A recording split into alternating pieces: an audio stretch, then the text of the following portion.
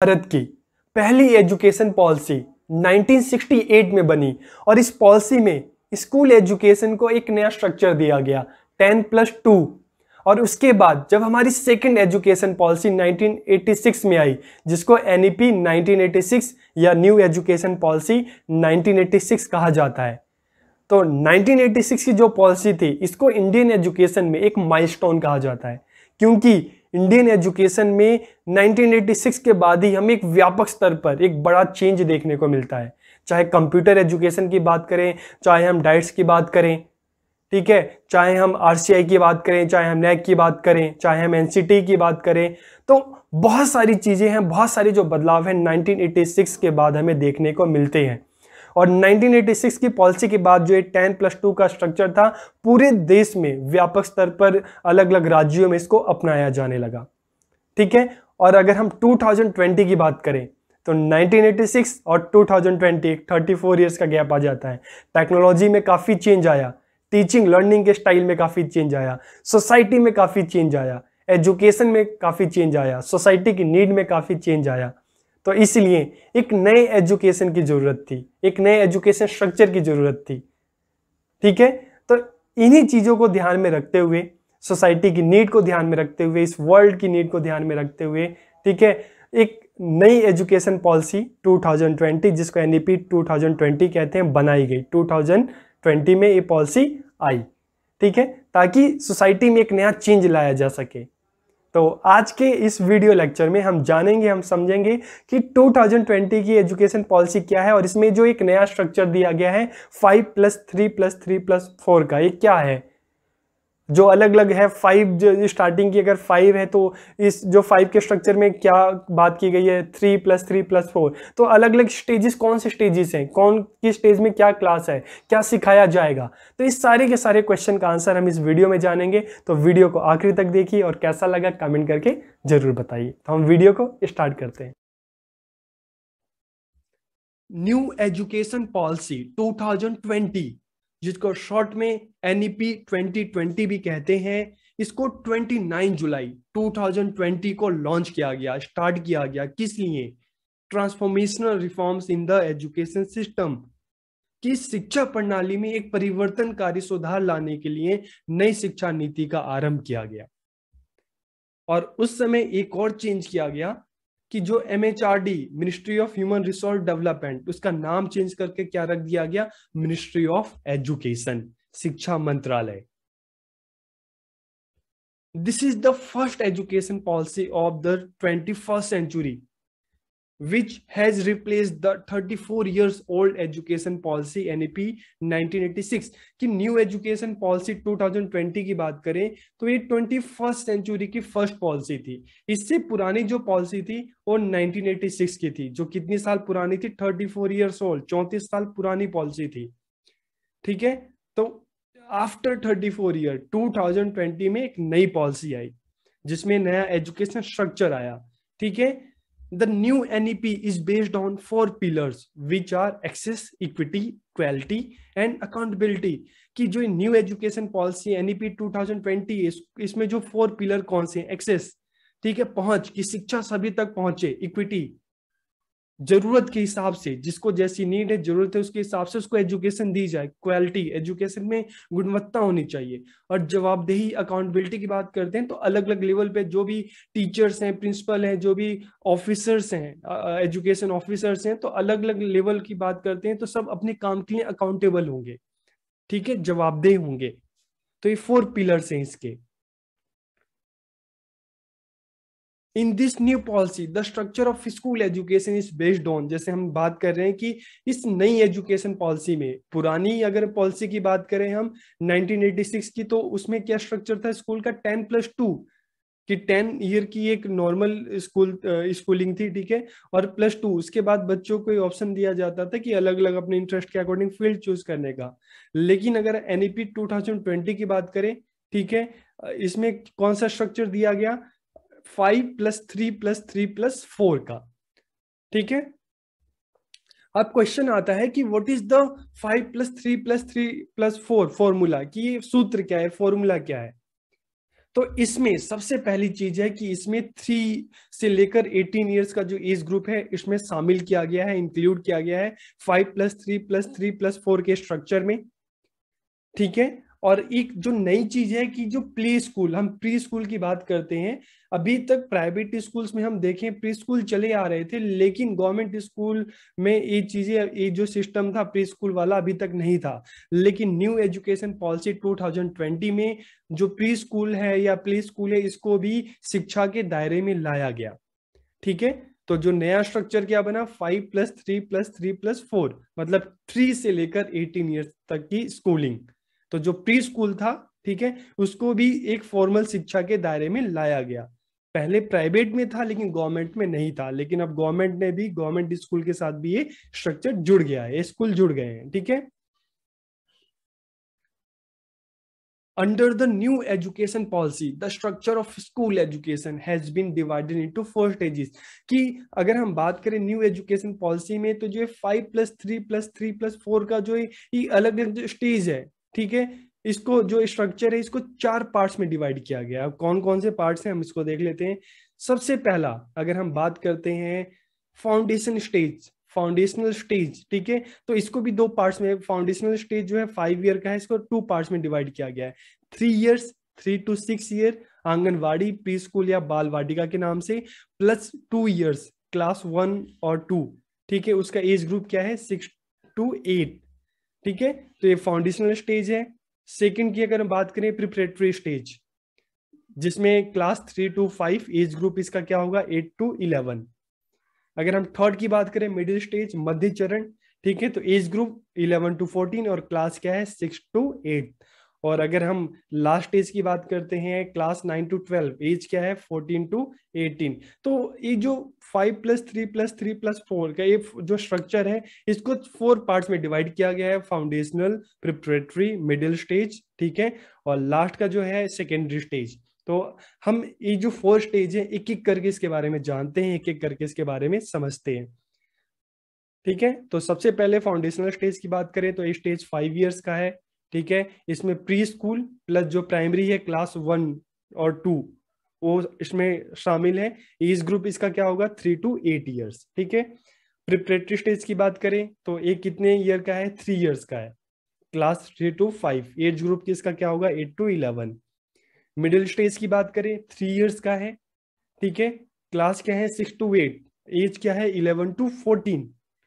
और अगर secondary stage की बात करें 4 ईयर्स का है, 9 to 12 जो क्लासेस में आती है, और एज ग्रुप क्या है 14 to 18। तो इस तरह से जो स्ट्रक्चर की हम बात करें, ठीक है, ये 3 ईयर्स से स्टार्ट होता है और 18 ईयर्स तक चलता है, जिसमें प्री स्कूल से लेकर, जिसको आंगनवाड़ी बाल वाटिका के नाम से जाना जाता है, और 12th क्लास 18 ईयर्स की एज तक ये जो है स्ट्रक्चर कवर करता है। ठीक है। अब हम एक एक स्टेज की बात करते हैं। सबसे पहले अगर हम फाउंडेशनल स्टेज की बात करें जो 5 ईयर का है, 3 to 8 ईयर का फाउंडेशनल स्टेज है। ठीक है। This phase will be of 5 years, ये चरण 5 वर्षों का होगा। It will be for the age group of 3 to 8 years, की ये 3 से लेकर 8 साल के आयु वर्ग के लिए होगा। ठीक है। The 5 year of this phase are divided into 2 parts, की जो 5 ईयर का स्टेज है इसको 2 पार्ट्स में डिवाइड किया गया है। 3 ईयर्स मतलब आंगनवाड़ी बाल वाटिका, ठीक है, और 2 ईयर, ठीक है, इसको किस लेंगे हम प्राइमरी। तो स्टार्टिंग की 3 ईयर जो है प्री स्कूल, और जो 2 ईयर है क्लास 1 to क्या हो गया प्राइमरी। ठीक है। तो इसको भी हम देख लेते हैं। सबसे पहले the initial 3 years will be known as preschool, anganwadi या बाल वाटिका। जो 3 से लेकर 6 ईयर का जो स्टेज है, ठीक है, इसको आंगनवाड़ी प्री स्कूल या बाल वाटिका के नाम से जाना जाएगा। It will be the for the age group of 3 to 6 years, की ये 3 से लेकर 6 वर्ष की आयु वर्ग के लिए होगा।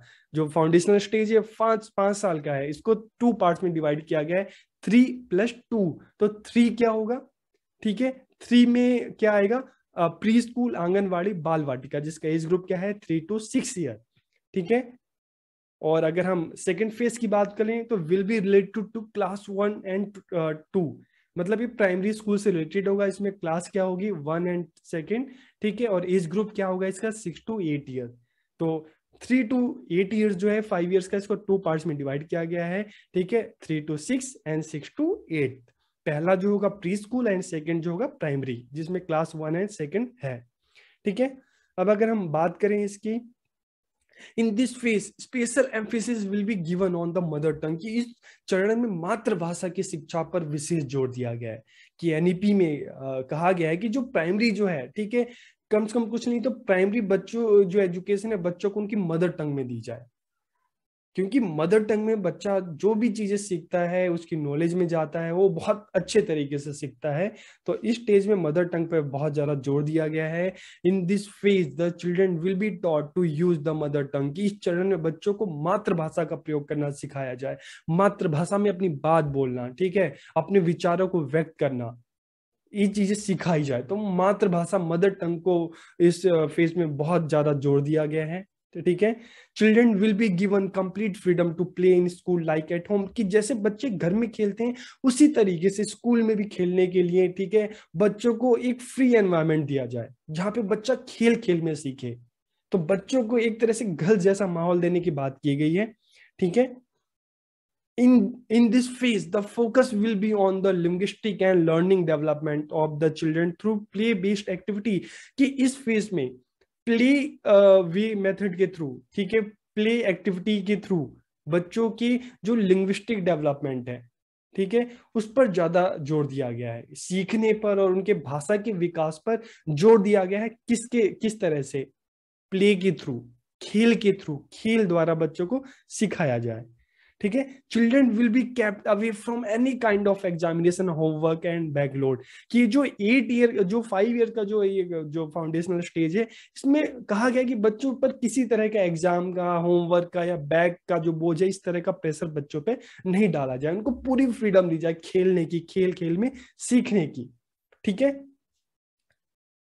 फिर अगर हम सेकेंड स्टेज की बात करें, प्रिपरेटरी स्टेज जो 3 इयर्स का है, ठीक है, तो it will cover school education from class 3 to 5, कि इसमें कक्षा 3 से 5 में विद्यालय शिक्षा शामिल होगी। ठीक है, it will cover the age group, इसमें कौन सा एज ग्रुप आता है, 8 to 11। ठीक है, formal education will start and children will be introduce to book, कि इस स्टेज में जो फॉर्मल एजुकेशन है बच्चों की एक तरह से स्टार्ट हो जाएगी, क्योंकि इससे पहले अगर फाउंडेशनल स्टेज की बात करें तो वहां पे क्या था कि बच्चों को खेल खेल में सिखाने की बात की जा रही थी, कि बच्चों को खेल खेल में सिखाया जाए। और अगर हम प्रिपरेटरी स्टेज की बात करें, ठीक है, 8 ईयर से लेकर 11 ईयर्स तक की, तो इसमें क्या है कि एक फॉर्मल एजुकेशन बच्चों को स्टार्ट की जाए, जिसमें जो बुक्स हैं उससे बच्चों को इंट्रोड्यूस कराया जाए, जिसमें ईवीएस की बुक्स होती हैं, लैंग्वेज की होती हैं, जो बेसिक जो मैथमेटिक्स होता है, ये जो चीजें हैं इन चीजों से बच्चों को इंट्रोड्यूस कराया जाए। इन this phase also special emphasis will be given on mother tongue, कि इस फेज में भी मदर टंग मातृभाषा पे विशेष जोर दिया जाता रहेगा और बच्चों को जो एजुकेशन दी जाएगी उनकी मदर टंग में दी जाएगी। ठीक है, main focus on experimental learning, कि देखो प्रायोगिक अधिगम पर विशेष ध्यान दिया जाएगा, यहाँ पर रट्टा की बात नहीं की जा रही है, बच्चा खुद से मतलब अपने एक्सपीरियंस से चीजों को सीखेगा, खुद से करके सिखाने पे ज्यादा जोर दिया गया है। क्योंकि अगर चाइल्ड सेंटर लर्निंग की बात करें तो यहाँ पे बच्चों को अपॉर्चुनिटी दिया खुद से सीखने की। ठीक है, तो एक्सपेरिमेंटल लर्निंग पे ज्यादा जोर दिया गया है इसमें। The focus would shift to play, discovery and activity based and interaction classroom learning, कि देखो इस फेज में पहले अगर हम पुराना मेथड की बात करें तो टीचर पढ़ता था, एक एक्सप्लेनेशन मेथड के थ्रू बच्चों को बताया जाता था, ठीक है, लेकिन अब एक नई चीज क्या आया है कि खेल खेल में बच्चों को सिखाया जाए, डिस्कवरी के थ्रू, कि बच्चों को अपॉर्चुनिटी दी जाए डिस्कवर करने की, नई नई चीजों को खोजने की, एक्टिविटी बेस्ड, ठीक है, और इंट्रैक्शन, यहाँ पे 1 वे टीचिंग नहीं होगी, यहाँ पे 2 वे टीचिंग होगी। क्लास में बच्चों को मतलब बच्चों को इस तरह की अपॉर्चुनिटी दी जाए एक इंट्रैक्शन की। ठीक है, एक इंटरेक्टिव क्लासरूम हो जहाँ पे टीचर अपनी बात बोले, बच्चे भी बोले, बच्चे आपस में डिस्कशन करें, तो डिस्कस करके चीजों को सीखे समझे। तो जो इस स्ट्रक्चर में अगर हम बात करते हैं प्रिपरेटरी स्टेज 3 इयर्स का जो है, यहाँ पे play, discovery, activity based and interaction classroom learning, इन चीजों पे ज्यादा जोर दिया जा रहा है, ठीक है, ताकि बच्चा खुद से चीजों को सीखे। The knowledge of the general form of language will be given to this children, ठीक है, टू द चिल्ड्रन, सॉरी, कि इस चरण में बच्चों के को भाषा के सामान्य रूप का ज्ञान दिया जाएगा। भाषा के सामान्य रूप का मतलब है कि जो लैंग्वेज है, ठीक है, अपना बोलना, अपनी बातों को अभिव्यक्त करना, ठीक है, पढ़ना लिखना, तो भाषा का जो एक सामान्य रूप है, सामान्य प्रयोग है, वो करना बच्चों को सिखाया जाएगा। ठीक है, the focus will be on the development of basic maths numerical skills, कि इसमें जो बेसिक मैथ है, जो नंबर्स हैं, ठीक है, प्लस माइनस, ये चीजें हैं जो बेसिक मैथ से बच्चों को सिखाई जाएगी। ठीक है, बेसिक लैंग्वेज, बेसिक मैथ्स, ये चीजें बच्चों को सिखाई जाएगी। ईवीएस, अपने आसपास की जो एक नॉलेज है, जनरल नॉलेज, तो इन चीजों को बच्चों को सिखाया जाएगा। ठीक है, और अगर हम बात करते हैं मिडिल स्टेज की, 3 इयर्स का मिडिल स्टेज है, इसमें क्लास कौन सी आती है, कि इसमें क्लास 6 to 8 जो है शामिल है, और इसका एज ग्रुप क्या होगा, 11 to 14 ईयर्स। ठीक है, अब इसमें एक नया चेंज क्या आ रहा है, the focus would be on critical learning objective and not on learning by road. कि देखो, न्यू एजुकेशन पॉलिसी 2020 में एक बहुत अच्छी चीज है, जहां पे रोड लर्निंग पे जो है बिल्कुल इसको आप कह सकते हो कि इसको हटाया गया है, रोड लर्निंग, और इसके साथ में एक्सपेरिमेंटल लर्निंग। ठीक है, ठीक है, खुद से एफर्ट्स करना, learning by experience, learning by activity, इन चीजों पे ज्यादा फोकस किया जा रहा है। ठीक है, तो इस स्टेज की अगर बात करें तो बच्चों के लर्निंग बाय रोड पे नहीं, ठीक है, रट कर सीखने पे नहीं, बल्कि खुद के एफर्ट से सीखने पर ज्यादा जोर दिया गया है। The focus will be on the development of language skill of children. कि अब अगर हम बात करें 6 to 8 क्लास की बात करें, तो अभी तक तो बेसिक लैंग्वेज की बात हो रही थी, लैंग्वेज की जो बेसिक नॉलेज की बात हो रही थी, लेकिन यहाँ पर इस स्टेज में, ठीक है, लैंग्वेज स्किल की बात करते हैं, पढ़ना लिखना बोलना और सुनना। ठीक है, लिसनिंग राइटिंग रीडिंग। ठीक है, तो जो ये लैंग्वेज की जो स्किल है, इस पे ज्यादा फोकस किया जा रहा है, कि बच्चों को सही प्रकार से बोलना, सही प्रकार से लिखना, सही प्रकार से पढ़ना और सही तरीके से सुनना। तो ये जो लैंग्वेज की स्किल है, इस पे ज्यादा ध्यान दिया जाए, बच्चों को सिखाया जाए। ठीक है, children will be given physical education and art education, की बच्चों को इस लेवल पे फिजिकल एजुकेशन, ठीक है, और आर्ट एजुकेशन, इससे भी इंट्रोड्यूस कराया जाए, ये चीजें भी बच्चों को सिखाई जाए। आर्ट के थ्रू उनकी क्रिएटिविटी, एंड फिजिकल एजुकेशन के थ्रू फिजिकल फिटनेस, जो बहुत जरूरी है, तो ये चीजें भी बच्चों को बताई जाए, सिखाई जाए। इसके अलावा children will be taught computer coding की। अगर हम 21st सेंचुरी की बात करें तो हर चीज में डिजिटलाइजेशन हो रहा है। ठीक है, आप चाहे बुक्स देखो, चाहे हर चीज देखो, नई नई एप्स आ रही हैं हर चीज के लिए। तो बच्चों को टाइम की डिमांड है, तो उनको जो कंप्यूटर की जो कोडिंग है, ठीक है, कंप्यूटर जो है, इनको सिखाया जाए, बताया जाए, ताकि जो इनके लिए फ्यूचर में यूजफुल होगा। Science mathematics and social science will be change to more experiential learning, कि विज्ञान गणित और सामाजिक विज्ञान को अधिक अनुभवात्मक शिक्षा में बदला जाए। अभी तक जो भी हम बात करते हैं, गणित की बात कर रहे हैं, मैथ्स की बात कर रहे हैं, और ठीक है, साइंस सोशल साइंस, ये चीजें बच्चों को अभी तक रटाई जाती थी, लेकिन यहाँ पे अब बच्चों को इस तरह की अपॉर्चुनिटी दी जाए कि बच्चा खुद से सीखे, खुद से करे, ज्यादा से ज्यादा इसके बारे में डिटेल इकट्ठा करे। ठीक है, ठीक है, तो ये चीज क्या है कि एक नई हमें दिख रहा है कि बच्चा अपने एक्सपीरियंस से सीखे, अपने अनुभव से सीखे, इस पे ज्यादा जोर दिया जा रहा है। ना कि जैसे क्लास में हम देखते हैं पुराना टीचर बोलता रहे, बच्चे हाँ, इस तरह से नहीं, बच्चा खुद के एफर्ट से चीजों को सीखे, उसको इस तरह से अपॉर्चुनिटी दी जाए। अगर हम बात करते हैं सेकेंडरी स्टेज, ठीक है, 4 इयर्स का जो है, this will cover school education from class 9 to 12 in 2 phases, कि इसमें 2 चरण है। ठीक है, कक्षा 9 से 12 इसमें शामिल है। दो चरण कौन कौन से हैं, जो the first phase will be 9 and 10 and second 11-12, कि पहला कक्षा 9 और 10 होगा, और दूसरा 11 और 12। ठीक है, this phase involves a multidisciplinary study, कि इसमें एक बहुविषयक अध्ययन शामिल है। बहुविषयक का मतलब है कि जब आप हमने देखा कि जब आप 10th के बाद 11th क्लास में जाते हो, तो अभी तक साइंस कॉमर्स आर्ट्स इस तरह की स्ट्रीम होती थी। ठीक है, आपको जो भी पसंद था, जो भी स्ट्रीम पसंद थी, आप जाके उसको लेते थे। तो यहाँ पे हम देखते हैं एक मल्टी डिसिप्लिनरी जो स्टडी है, ठीक है, एक अप्रोच है, उसकी बात की जाती है।